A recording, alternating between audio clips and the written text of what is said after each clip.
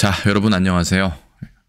이번에는 좀 새로운 컨텐츠를 제작해 보고 있습니다. 어떻게 보면 뭐 그렇게 새롭지도 않을 수도 있는데요. 한중일 한자에 대해서 설명을 드리려고 하는데, 그동안 지켜봤더니 한중일 한자라는 게 그렇게 많지는 않더라고요. 한자 글자체를 비교하는 거는 뭐 간단한 일이겠지만, 예전에 그래서 잠시 한중일 공용 한자 808자라는 것도 살짝 진행을 해봤는데, 이게 보니까 한국 어문회 기준과는 또 좀 다른 부분이 있어서 개인적으로는 그 전에 진행하던 한국 어문회 한자 능력 검정 시험 기준으로 해서 그 안에 만약에 중국 한자나 일본에 쓰는 항용 한자가 있다면 그 글자체를 간략하게 설명하는 방식이 어떨까라고 생각을 해서 만들어 보았습니다. 일단은 8급이니까 가장 기본적인 50자부터 시작하겠습니다. 자세한 설명은 또 진행하면서 말씀드리도록 하죠. 첫 번째 글자는 학교 교자입니다. 학교 교자는 나무 목자에 같이 쓰면서 한번 설명을 해보겠습니다. 이거는 사귈 교자입니다. 교류할 때. 그래서 원래는 상당히 의외로 이게 사람의 다리를 꼬은 모양이기 때문에 줄이를 트는 모양이다. 그래서 그 나무로 만든 형틀이다. 형틀이라는 형벌을 가하는 어떤 기구를 말하죠. 형구. 거기서 이제 교화, 교도소처럼 교화하는 장소다. 신문을 했을 테니까요. 고문을 할 수도 있고, 거기서 의외로 학교로 발전을 했다 라는 설명이 있었습니다.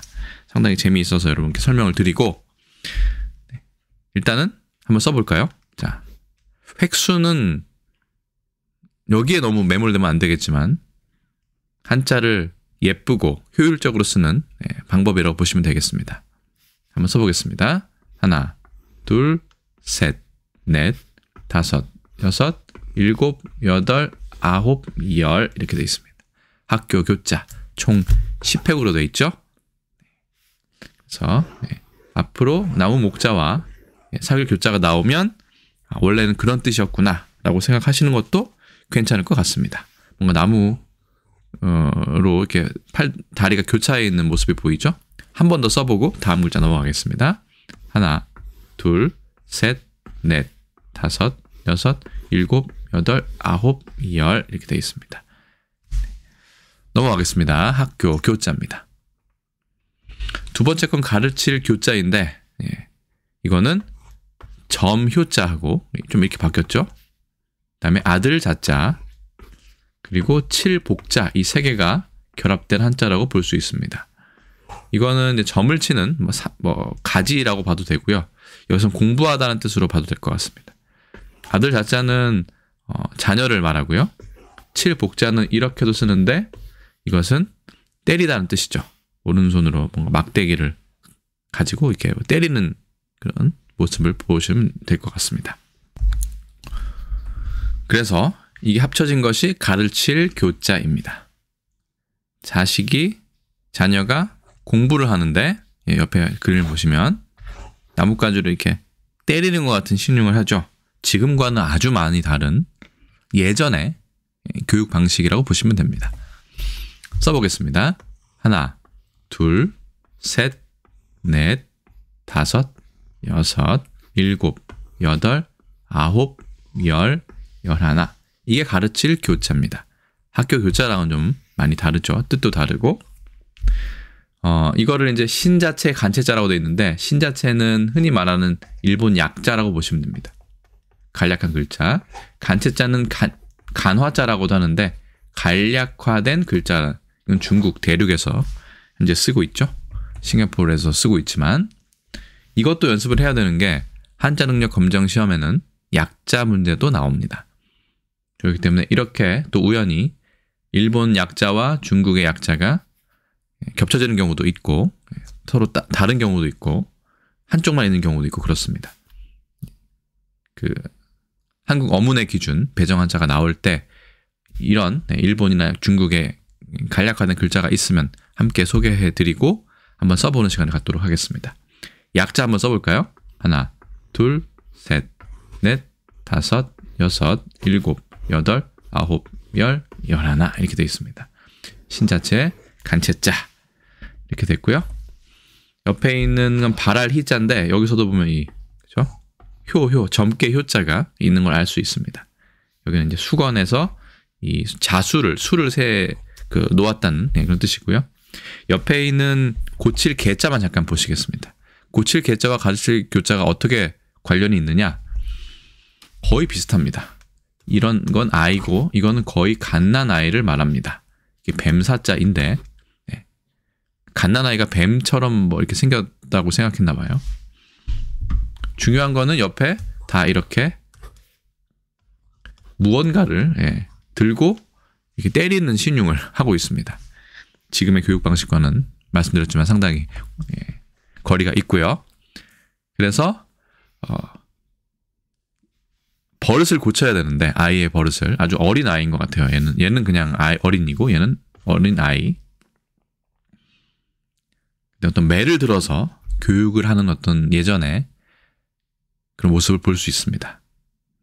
그래서 고칠 개자는 또 가르칠 교자와 상통하는 면이 있다 라고 해서 이렇게 소개를 드렸습니다.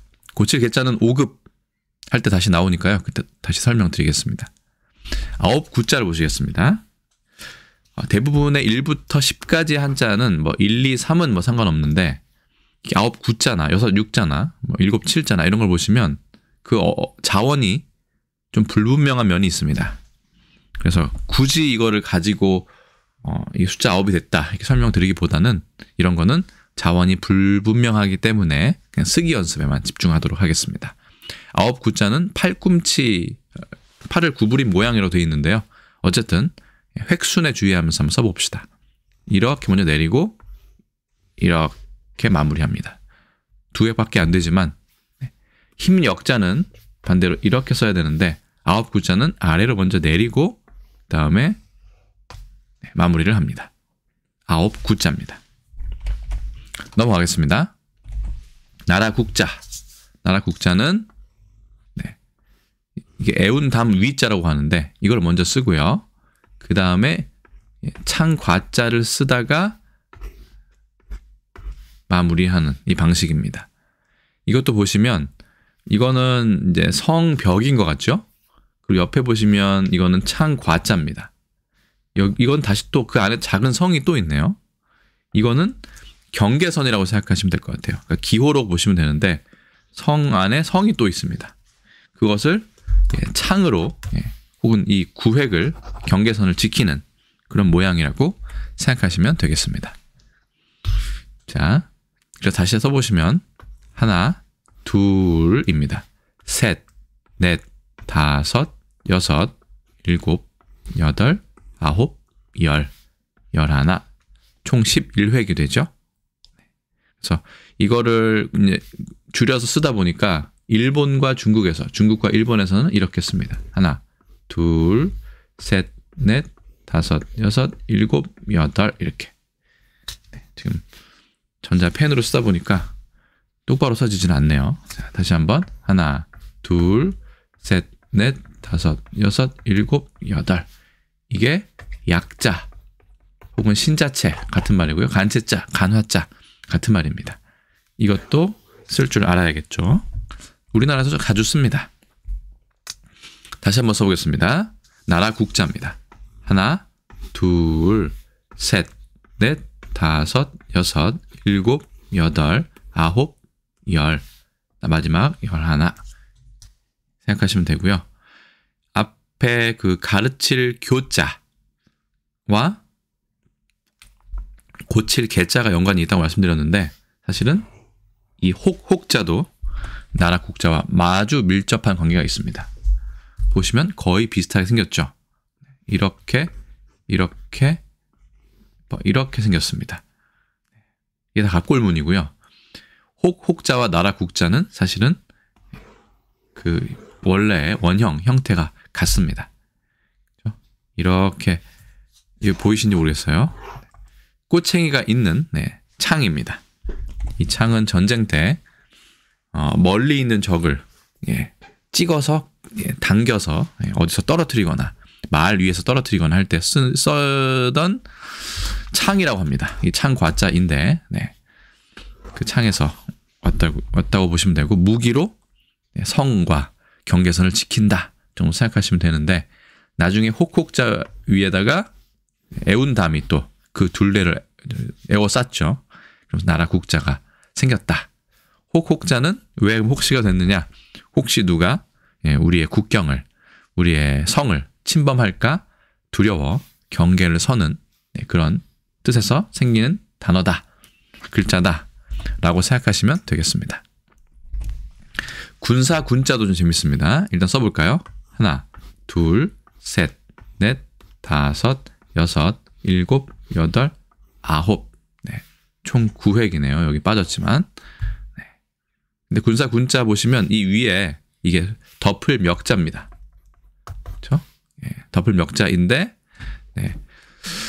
이 수레 차자, 수레를 덮고 있는 휘장 같은 것이 보이죠. 이렇게 보통 전차할 때는 지휘관이 여기서 타고 위에 이제 차양 같은 게 있는 거죠. 햇빛을 막는. 그걸 해서 이거는 전차다. 일반 수레가 아니라 전차. 전쟁을 위한 그런 수레다. 라는 뜻에서 군사가 되었다. 그렇죠? 보병도 중요하지만 이런 전차도 중요하겠죠. 예전 전쟁에는.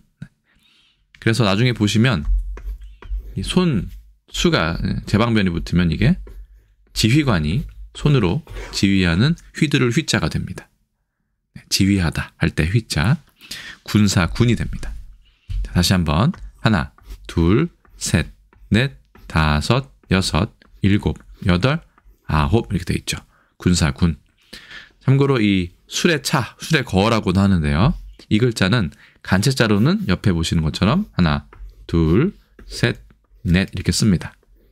이 글자는 어디서 많이 보셨냐면 요즘엔 잘 하지 않지만 장기가 있습니다. 우리나라 장기가 있는데 거기에 보면 차가 있어요. 수레차.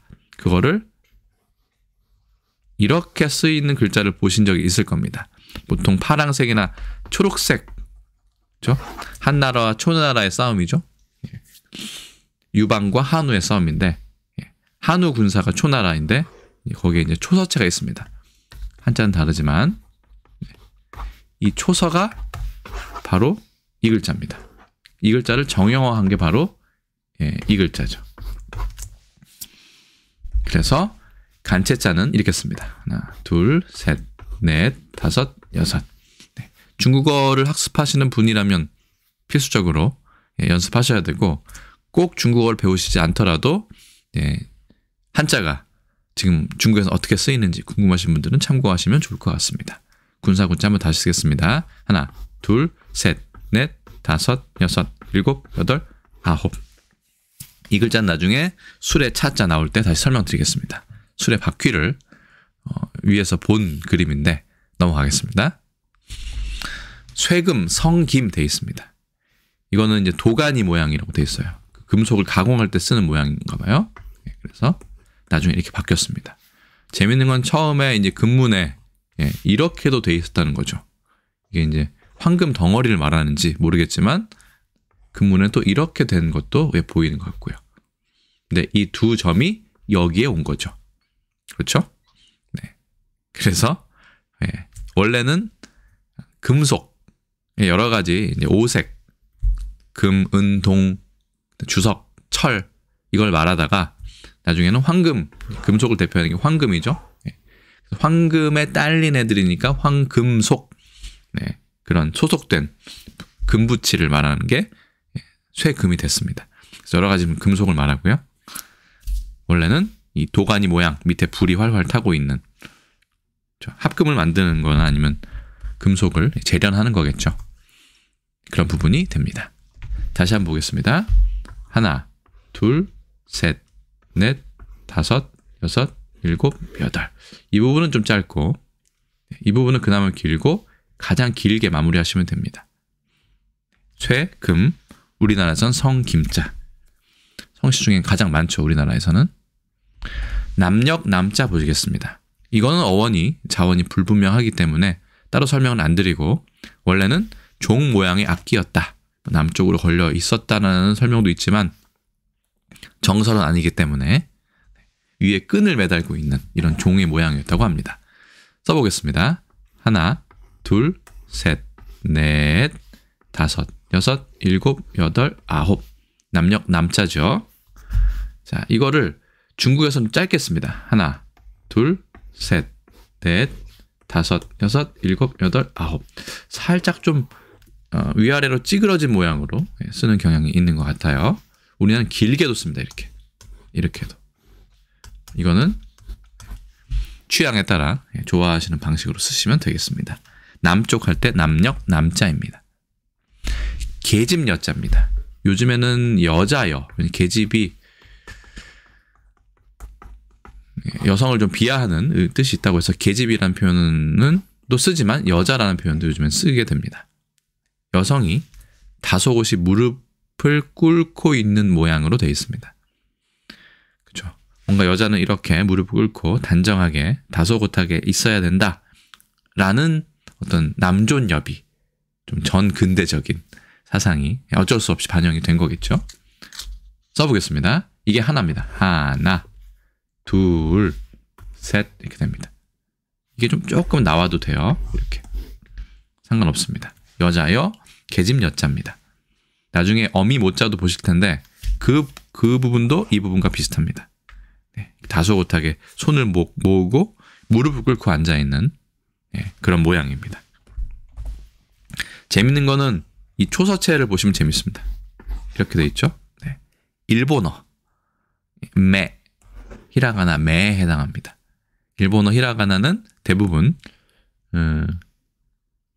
중국의 한자 중에 초서를 본다는 것이 상당히 많죠. 그렇습니다. 그래서 계집 여자는 일본어의 매에 해당한다 라고 생각하셔도 됩니다. 그러고 보면 여자랑 닮아 있죠. 해년자 보시겠습니다. 사람이 익은 곡식 다발을 업고 걷는 모양이라고 돼 있어요. 그렇죠. 약간 이렇게 사람이 있고 이게 사람 인입니다. 이게 위에는 이제 곡식 다발 벼 화자가 들어간 거예요. 그런데 이게 바뀌어서 지금이 된 거죠. 볼까요? 하나, 둘, 셋, 넷, 다섯, 여섯, 총 6획입니다. 다시 한번 하나, 둘, 셋, 넷, 다섯, 여섯. 이것과 나중에 이 부분은 헷갈리시면 안 됩니다. 이 부분은 다른 글자이고 이거는 이게 한 획이 되는데 나중에 또 설명드리겠습니다. 해년자입니다. 큰 대자 보시겠습니다. 사람이 이렇게 양팔과 양다리를 크게 벌려서 몸을 크게 만든 형상이죠. 네, 보겠습니다. 하나, 둘, 셋. 예전에는 그래서 클 태자가 없었는데 나중에 더 크다라는 걸 강조하기 위해서 여기에 점을 찍은 게 클 태가 된 거죠. 어쨌든 지금 큰 대자를 쓰고 있습니다.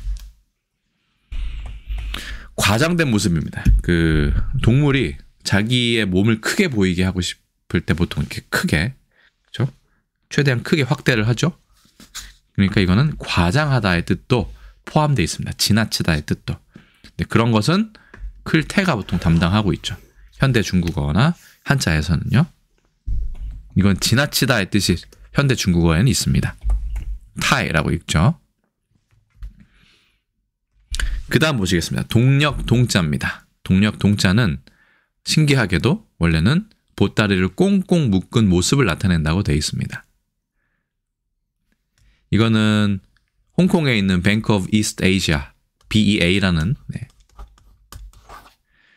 은행의 로고인데 여기에 보시면 이 동아은행 할 때 이 동자가 이 뭐랄까 이미지로 표현이 되는 걸 알 수 있습니다. 원래는 이렇게 생겨가지고요.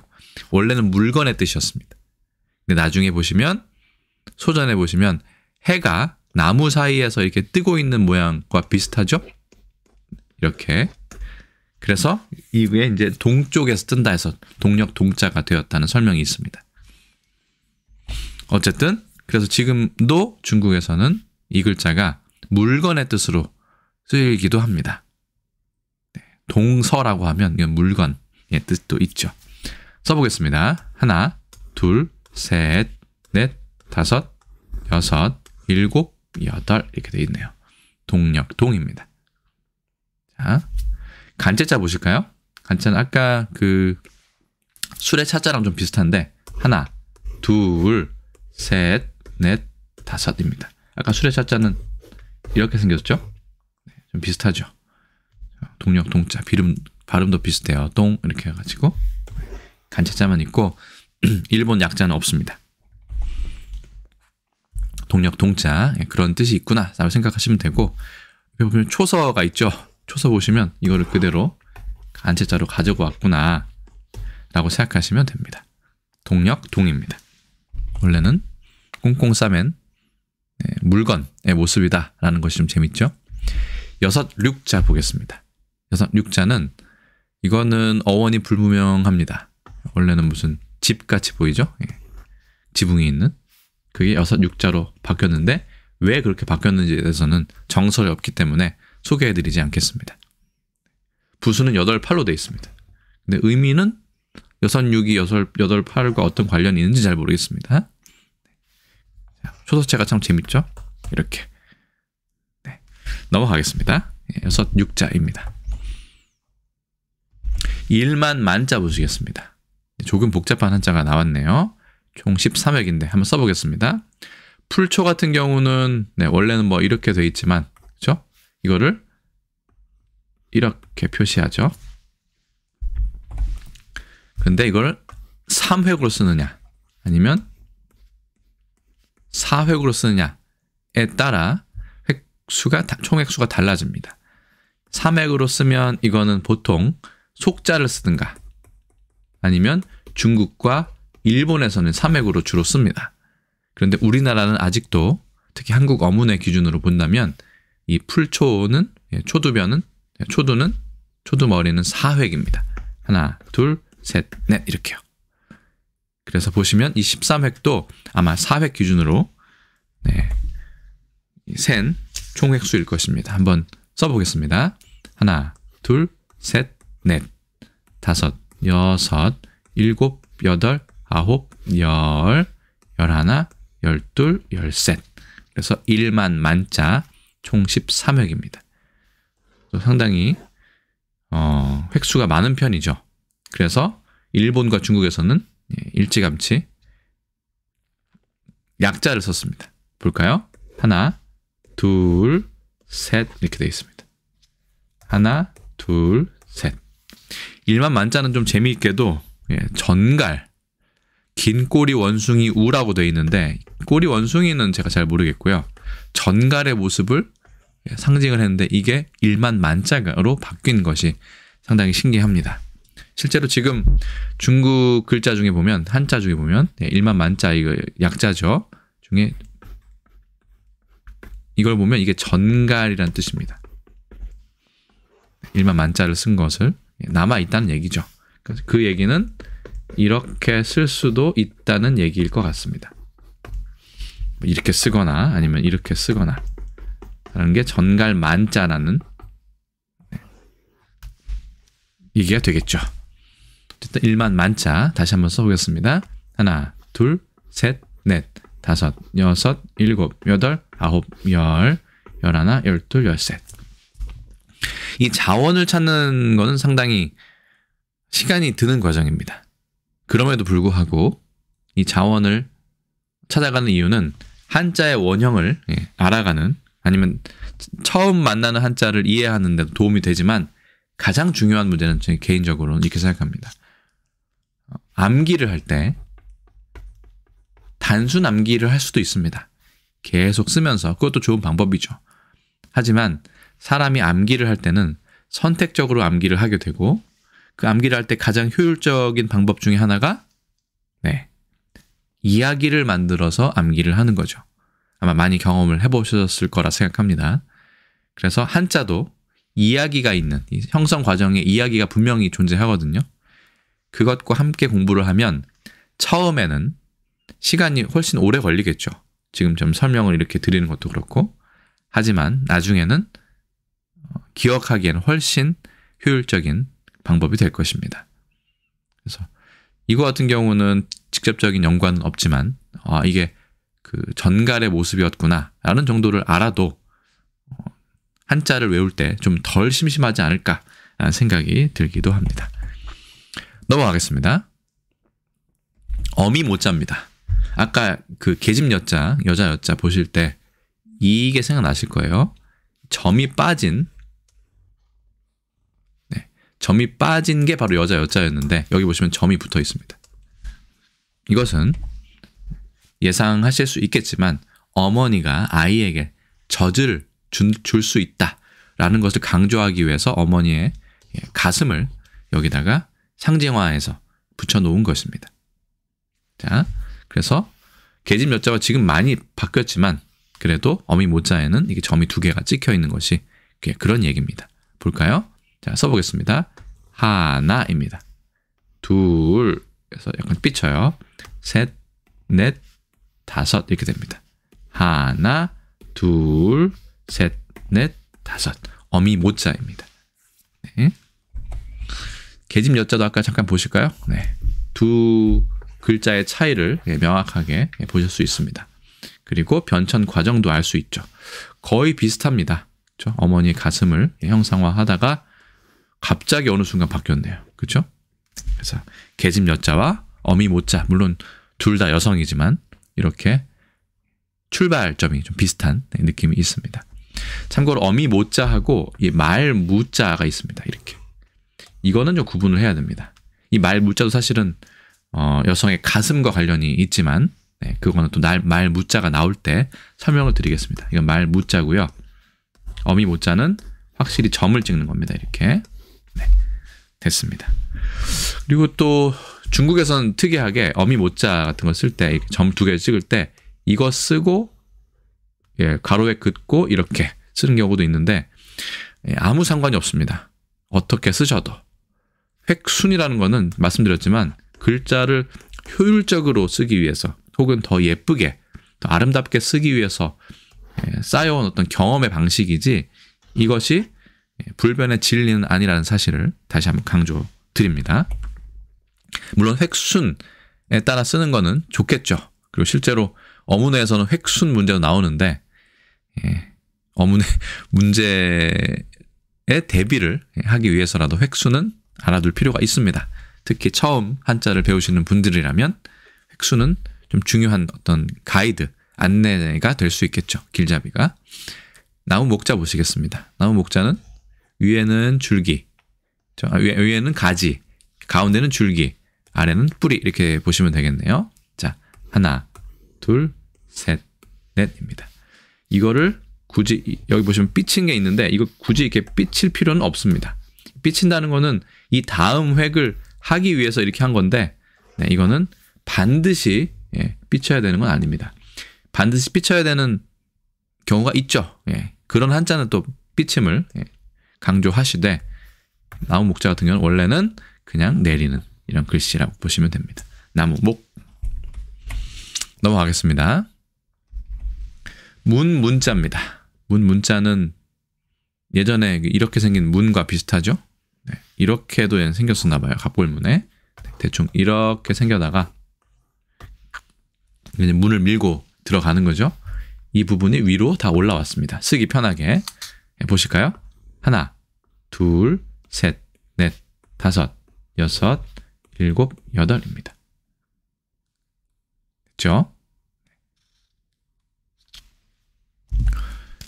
자, 옆에 보시면 간체자가 있습니다. 이 얘기는 약자, 그러니까 일본의 약자, 신자체로는 따로 다른 모양이 없다는 얘기입니다. 간체자 보시면 재밌는 게 이제 이 점으로 돼 있고, 네, 옆에가 아주 간략화되어 있습니다. 보실까요? 점 먼저 찍습니다. 하나, 둘, 셋, 이렇게. 하나, 둘, 셋, 이렇게. 젊은이들은 뭐 이렇게 쓰기도 해요. 뭐 이렇게 쓰기도 하고 뭐 그런데 정확히는 하나, 둘, 셋 이렇게 되어 있습니다. 문자입니다. 발음도 만해서 비슷하고요. 자, 문자 다시 집중해서 보겠습니다. 자, 하나, 둘, 셋, 넷, 다섯, 여섯, 일곱, 여덟, 총 8획입니다. 이 안에 또 글자가 들어가면 이제 여러 가지 글자가 생기죠. 자, 그건 또 나중에 설명드리기로 하고 넘어가겠습니다. 정말 문과 비슷한 글자입니다. 백성 민자 보시겠습니다. 백성 민자 하나, 둘, 셋, 넷, 다섯 돼 있습니다. 이게 좀 더 길면 좋은데, 그죠? 하나, 둘, 셋, 넷, 다섯 이렇게 좀 낫네요. 그죠? 백성 민자. 사실 백성 민자는 좀 끔찍한 자원을 가지고 있습니다. 성시 시자가 붓으로 되어 있는데 이거는 또 의미랑 무관하죠. 노예의 왼쪽 눈을 찔러서, 여기 보시면 될 것 같아요. 갑골문. 노예의 왼쪽 눈을 뾰족한 것으로 찔러서 눈을 멀게 만드는 것에서 시작되었다고 합니다. 상당히 잔인하고 끔찍하죠. 도망가지 못하게 도주를 방지하기 위해서.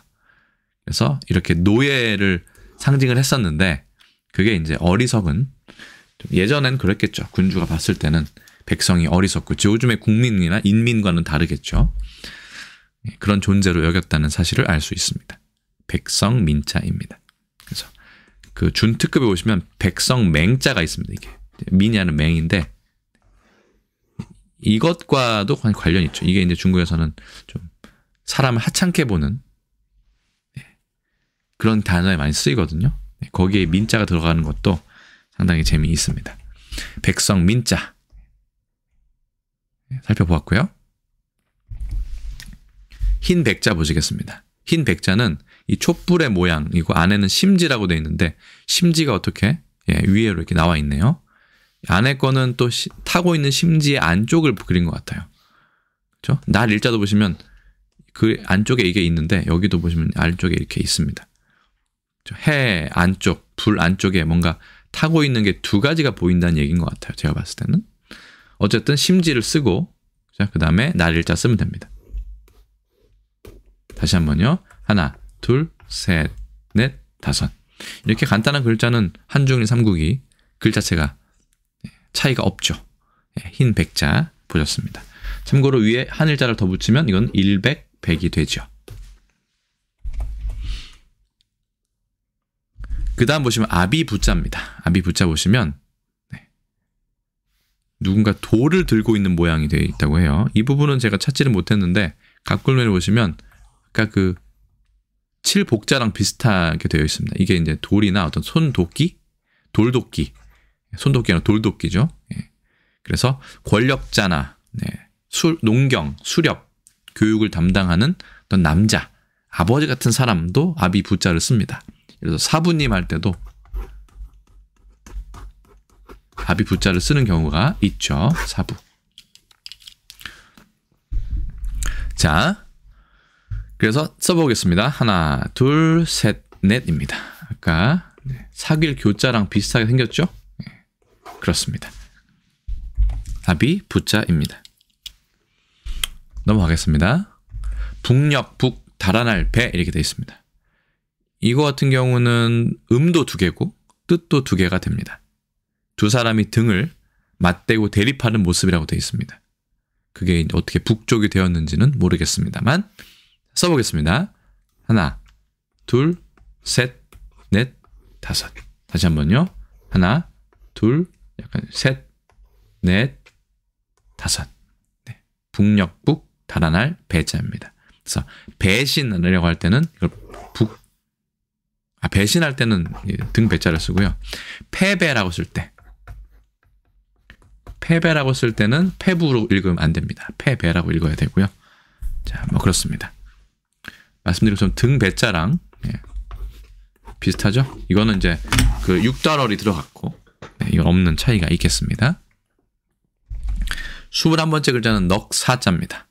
넉사자는 이렇게 코에서 바람이 나오는 모양을 본떴다고 됐는데 갑골문에 보면 이렇게 4개를 쓴 것도 있는가 봐요. 근데 어떻게 하다 보니까 이게 넉사자가 됐습니다. 획수는 4개가 아니라 4가 아니라 5획이에요. 써보겠습니다. 하나, 둘, 셋, 넷, 다섯. 하나, 둘, 셋, 넷, 다섯.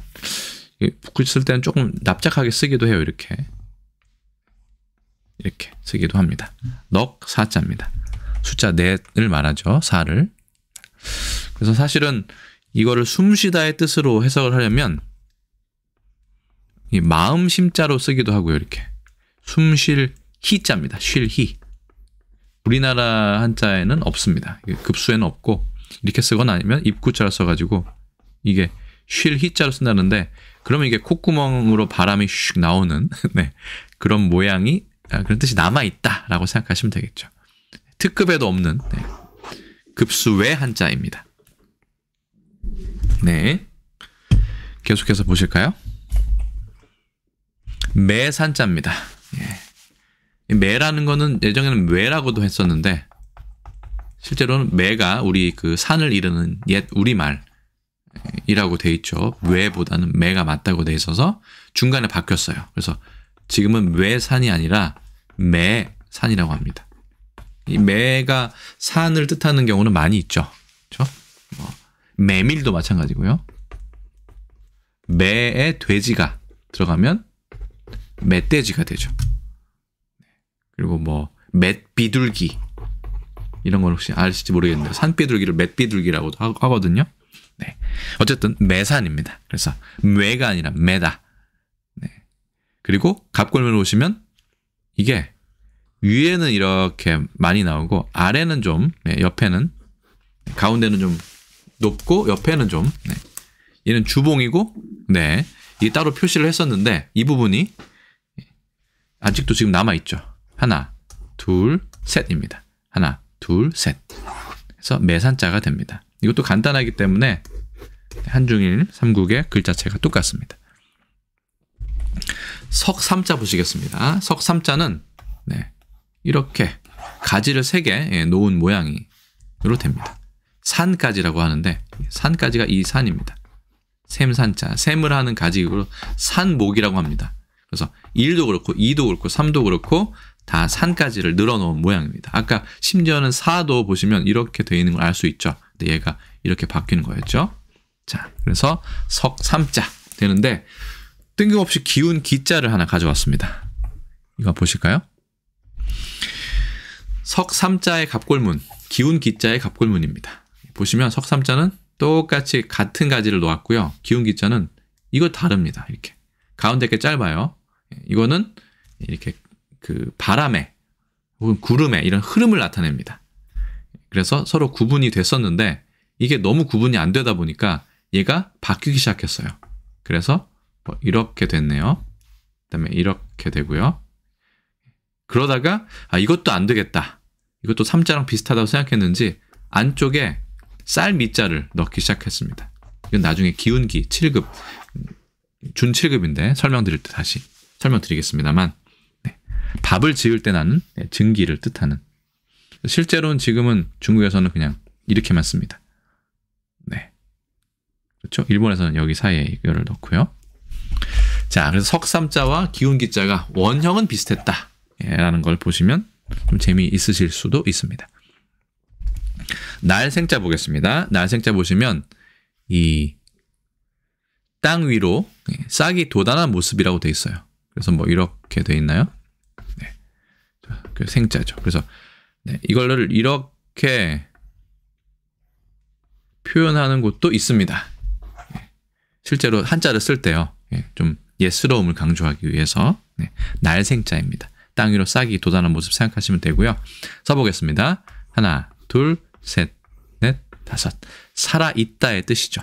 생. 요즘엔 생방송할 때 라이브로도 쓰기도 하고요. 넘어가겠습니다. 날생자. 선역 서자. 보시면 재미있는 게 처음에는 이게 빈 둥지만 새가 없는 빈 둥지. 그러다가 이 갑골문 근문 다음에 소전부터 새 모양이 추가돼서 지금의 됐다고 하는데 이게 왜 선역서가 됐는지는 알 수가 없지만 문제는 나무 목자를 들어가면 이게 이제 둥지에서 서식하는 것처럼 깃들일 서, 살 서가 됩니다. 그리고 여기 보시면 새집 소자도 사실은 이 선역 서자와도 관련이 있다고 보시면 되겠죠. 저 뭔가 둥지를 나타낸다. 갑골문 보시면 이렇게 된 게 이게 둥지를 나타내는 것 같습니다. 관계없이 우리는 동쪽의 반대인 서쪽만 생각하시면 되겠습니다. 하나, 둘, 셋, 넷, 다섯, 여섯입니다. 선역 서고요. 나중에 닭 유자랑 헷갈리시면 안 됩니다. 닭 유자는 여기에 획이 하나 더 있습니다. 이렇게 술 주자 만들 때 쓰는 닭 유자입니다. 술 항아리, 술병 모양, 항아리보다는 술병 모양을 본뜬 글자인데 이 획을 더 긋지 않도록 조심하시기 바랍니다. 그래서 아까 배운 동과 합치면 동서가 됩니다. 동서. 그래서 당연히 동쪽과 서쪽의 뜻이 우리나라 있지만 아까 이 동의 뜻 중에 그 물건을 끈으로 이렇게 조인 모양, 그렇죠? 조여서 이렇게 잠근 모양이 있었죠. 그래서 중국어로 동서라고 하면 동쪽과 서쪽도 있지만 이게 물건의 뜻도 있습니다. 그래서 어쨌든 동과 서 이렇게 돼 있고요. 8급 글자 배정 한자가 총 50자인데 설명을 하다 보니까 너무 길어진 것 같아서 절반으로 일단 끊도록 하겠습니다.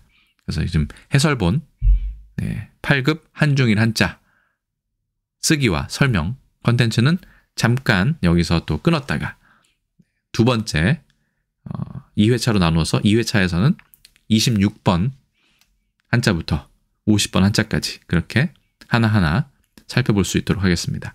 아마도